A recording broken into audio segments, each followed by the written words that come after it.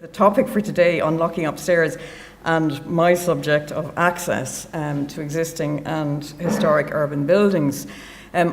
Really, for me, it's about getting the balance. It's about getting the balance between all of the players, access being just one of those ones. So I'm just going to touch on some of the principles, some of the challenges, a quick run through the legislation as it applies to existing and historic buildings, and a couple of case studies at the end. So what's the greatest obstacle to accessibility? Is there anybody here that would like to offer an answer to that? What's the greatest obstacle? Stairs? Lifts? Levels? Cost? Willpower. What was that one? Willpower. Willpower. Well, now you're getting closer to it, because to me, it has to be the issue of your mindset. What you think accessibility is about. And of course, it's this symbol as well, too, which hasn't really done it any great favors, because everybody has in their head that it's about the wheelchair user and the implications of what that brings to buildings. And of course, there's no doubt that it does make it a little bit more difficult. It is the thing that focuses it. But where our problem is that we really haven't generated an inclusive attitude. We don't understand diversity. We understand our own little narrow field of where we work and our experience, which is understandable. So we need training in order to understand issues of diversity. We also need to be empathetic. We need to place ourselves in the position of other people and what their experiences of buildings is like. We've got to be pragmatic. Quality obviously is an issue, because that makes a big difference, and collaboration between all the players. And when it comes to historic buildings in particular, existing buildings also, we're talking about collaboration between conservationists, between building control, between access experts, between obviously all of the design team members, and with the people themselves for whom we are making buildings more accessible and safer. Because very often a solution that we may struggle with for a long time, when it actually comes to asking the people who have the difficulty with the building, is this a problem for you? You will find 9 times out of 10 it may not be, and there may be a much easier way of solving the problem. So looking at the challenges for residential use, and I understand that a lot of today really is focused on reusing underused or vacant spaces above shops and commercial building uses in towns and urban areas. There are so many different issues that have to be addressed. Access is just one of them, but so many things that actually make a big difference to how you might approach that particular building type. And it can go from typology, accessibility, age, amenity, ownership. Steve talked about ownership, and we saw that diagram in the very beginning about the complexity of ownership in towns and villages, of how buildings are actually divided across different people. Regulation is probably just one of all of these: the services, the size, the structure. So I would really pose the question, what are the appropriate uses for the different building types? And I've just shown 3 almost identical building types: Georgian, Dublin, as it turns out here. One in use as a private home, one currently in use as a museum, and the other as a medical practice. Now, the one that's in use as a museum was actually given permission not so long ago to use it as a museum. And they are struggling to try and be inclusive. And in fact, it's one of the better places to go to if you happen to be deaf or hard of hearing, because they have very good sign interpreters and tours of that building for people who are deaf and hard of hearing. But how do they manage to get access? And given that the muse houses at the rear of that building were sold off by the City Council, thereby precluding them from getting in.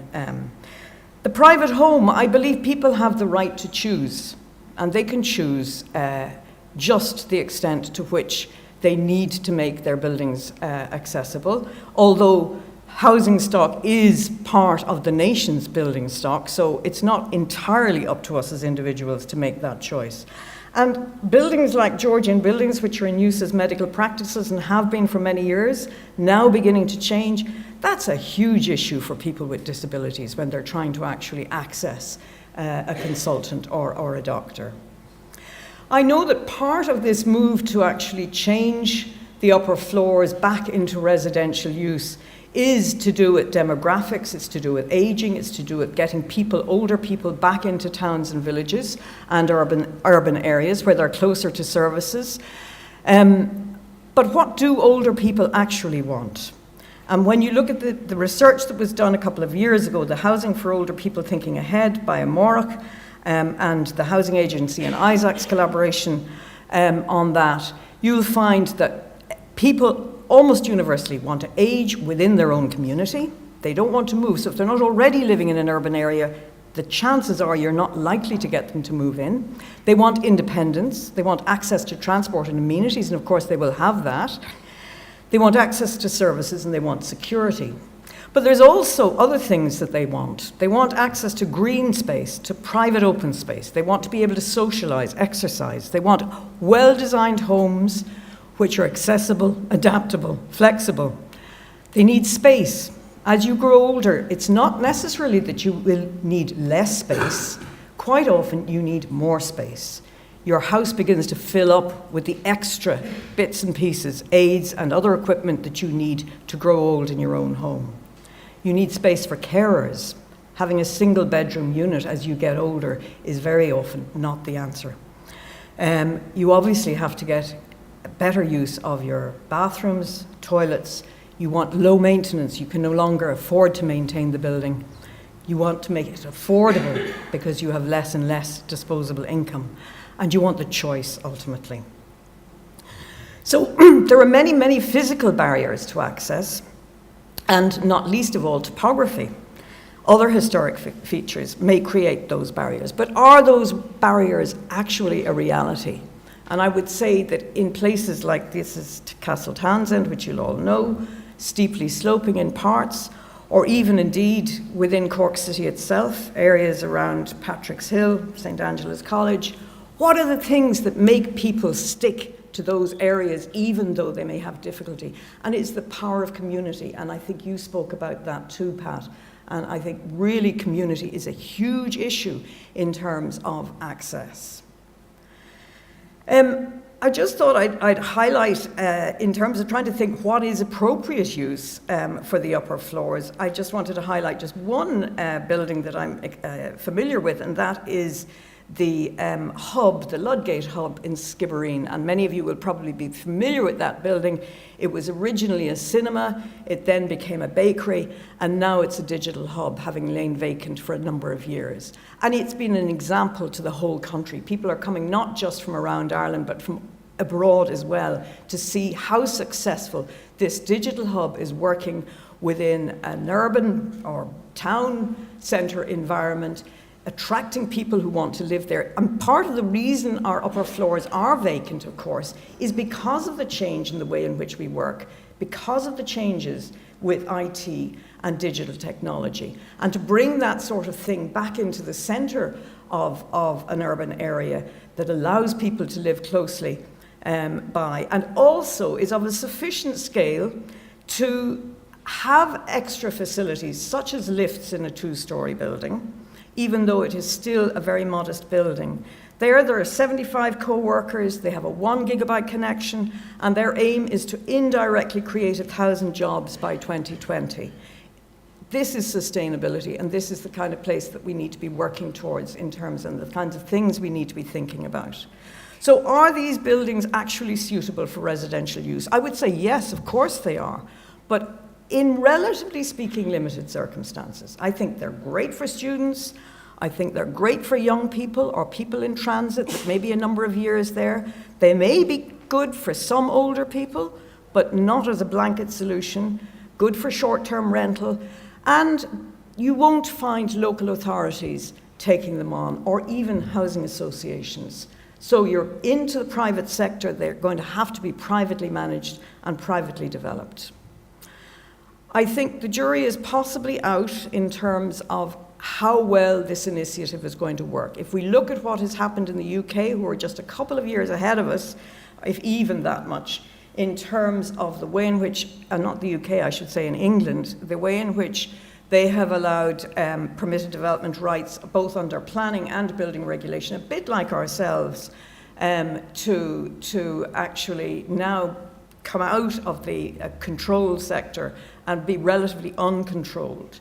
And I've just quoted a few things from the RTPI. Now, I'm not an expert in this, I'm just quoting what someone else is saying, so I don't really have enough experience of the UK or of England particularly, but the RTPI are quite adamant that this is not the answer. The inability to collect fees and contributions for affordable housing and infrastructure, controls have been lost, disabled people are being disadvantaged, it can create poor quality living conditions in insufficient space, and of course you can have very good and qualitative living conditions in very small spaces, and that requires thought and good design.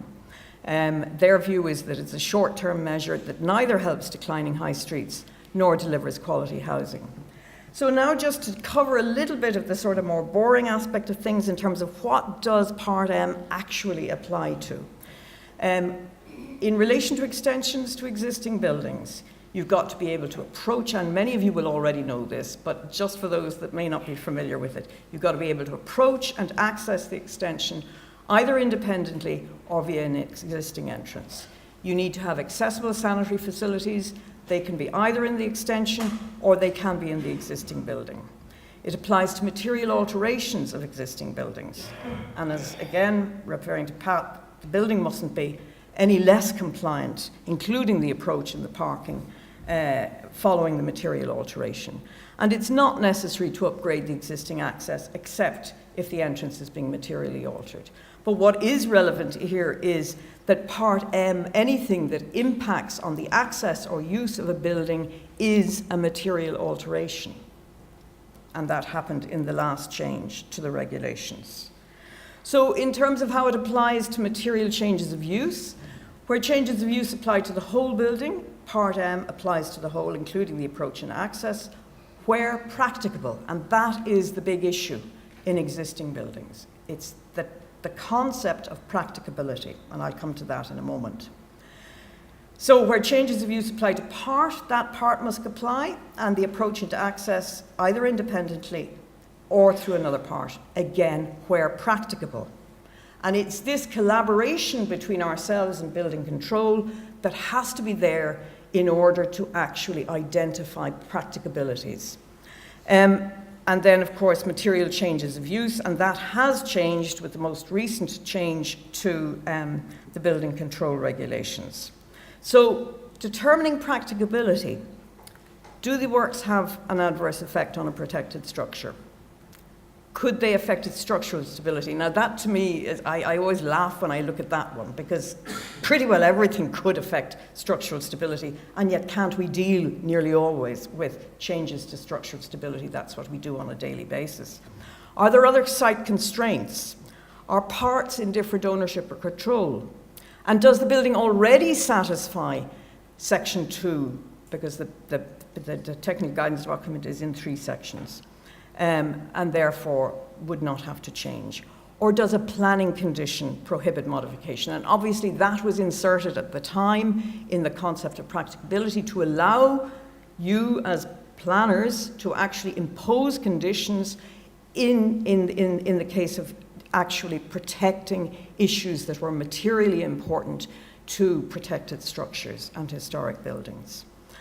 And finally, just SI 526 of 2018, I see I have a typo there. It's Amendment Regulation 2018, which came into effect just before Christmas, and I think quite a few people actually missed it, probably because of the timing. And this separates now requirements for DACs from FSCs in terms of the requirement to actually make your applications. Previously, anything that required a fire safety certificate had to have a disability access certificate. It clarifies when disability access certificates are required for existing buildings and when they're brought back into use. And a DAC is no longer required for material alterations to buildings containing a flat. And quite the logic behind that, I'm not 100% sure, other than it was probably thought that it would speed up the process and reduce the paperwork. It still applies to material alterations to a flat or a building containing a flat, but only to the alterations. And it's not required for material changes of use to a building where a flat, office or industrial building becomes so used. You mentioned to me about the issue of lifts, and I'll just quickly remind you of when lifts are required. They're required in non-residential buildings or mixed-use buildings with floor areas greater than 200 square metres and floor areas above a certain level, apartment buildings with more than 4 units per floor and entrances above a certain level, and duplex buildings with more than 2 dwellings and entrances on a level above entry and entrances above 6.5 metres. Now that effectively gives you it gives you a lot of scope in terms of the kind of small, fine-grained, terraced building in our towns, villages and urban centres. It gives a lot of scope.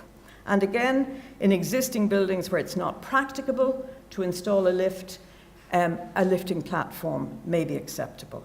And I just note here a revision to EN 8170, which is the lift, one part of the lift standard, which actually permits a smaller lift car now, 1 metre by 1.3 metre lift car, where building constraints don't permit a larger one, and that's a relatively recent introduction. So, protected structures, I'm just showing a couple of images here before I finish up of ways and means of getting into buildings which aren't destructive and which don't do damage to the environment. This one here of the Bode Museum in Berlin, where concealed platform lifts have been used across 2 flights of steps to get into the building, and I think with very little impact on the heritage. Entrances, the other thing that poses a lot of problems too, it isn't always essential to get in the front entrance. There may be alternatives. Ideally, everybody goes in the alternative entrance, but at times it may be necessary to separate them. And again, this is where pragmatism comes back to play. The Mansion House in Dublin, where handrails, the addition of handrails has made a big difference, and there is a ramp to the side. Narrow accesses, such as the one on the right with this 96-year-old coming down with the second handrail, that wouldn't meet building regulations. It's not your 1.2, but look how he's able to use the 2 handrails to support himself. He wouldn't have been able to manage that stairs without those. And then I want the point about the importance of quality in terms of the intervention in an existing building. And contemporary interventions that are of high quality are far less intrusive very often than replicated ones. I just picked out a couple of case studies, just a few images of them, really just to say that this is not necessarily a typical building. It's a typical Georgian building in Dublin, and it's just because I had images of this just to show how the Georgian form was tackled in this case, the RII in Marion Square, where typically with 2 doors accessing 2 buildings side by side, it was very difficult to actually make changes to those steps unless you did something like the Bode Museum solution, which of course is an expensive solution and isn't always one that's going to be possible in many instances. But the architects in this case spent a lot of time, many drawings later, trying to go through the process of deciding how were they going to actually access this building. They've tried to get to the upper level, but then the final step over the hurdle over the last step into the main entrance hall wasn't possible, and they eventually opted for the solution, which was to go down to the lower level and come back up. And that is now an accepted solution quite often in this building typology. Within the building itself, again, the typology really dictates how much you can do. And in this case, it was possible to get a lift from the lower basement level to the entrance level. So facilities that are available on the upper floor levels can be made available in a building like this at entrance level where possible. They also provided a WC at the lower ground level. So effectively, the bottom level and the up and the first floor level were accessible to wheelchair users. But there were many other features, obviously, of the building which are made it much more accessible, such as the provision of an automatic door opener. That really benefits many, many people. Why not think about that sort of thing when making these small changes and offer these up as options to show that you're thinking about these things when it comes to actually adapting buildings?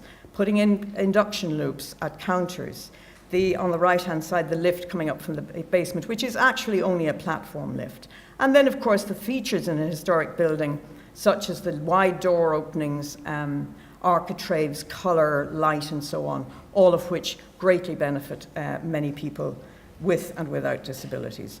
The archives, also on Marion Square, a different type of building, double-fronted, this time without a return. So there they were actually able to come up with a solution which provided access both down to the basement at the front and with the primary access now to the rear, coming with a lift shaft, which allowed them then to actually create an intermediate level on the piano nobile to access that floor, because that is critically the difficult one to actually get to in a building of this form. So by introducing an ope into the stairwell and connecting bridge across the two rooms to the rear of the building, they've now made the full building accessible.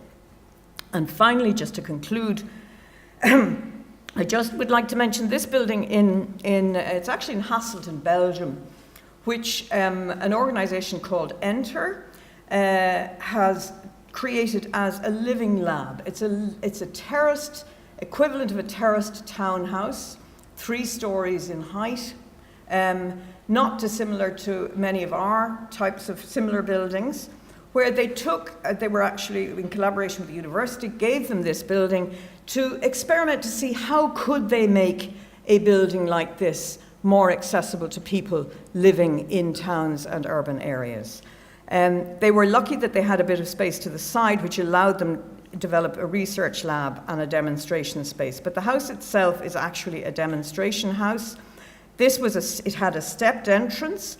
They eliminated the steps at the front, and instead they created an alternative option internally within the building with internal steps or a platform lift. So those steps can actually change to being a platform lift.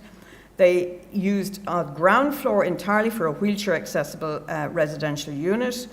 And the upper floors they converted into an apartment, a 2-story duplex apartment with emphasis on home automation, facilities for older people, demonstrating how bathrooms could be used, how bedrooms could be laid out, the use of doors, and a variety of other things.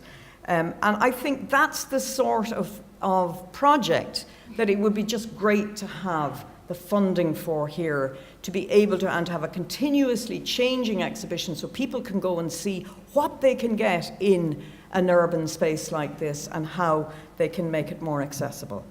And just to make reference to the publication that John is going to talk about now, I think Bringing Back Home's Manual for the Reuse of Existing Buildings, and of course the earlier access guidelines for the improving the accessibility of historic buildings. Thank you.